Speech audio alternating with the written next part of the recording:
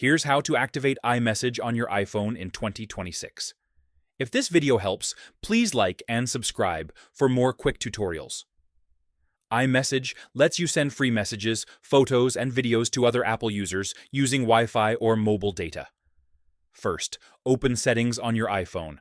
Scroll down and tap Messages. Toggle iMessage on. Activation may take a few seconds. Tap Send and Receive. Make sure your phone number and Apple ID email are checked correctly. This controls how people reach you on iMessage. Make sure you're connected to Wi-Fi or mobile data. iMessage won't activate without internet. Go to Settings, Messages, turn iMessage off, restart your iPhone, then turn iMessage back on.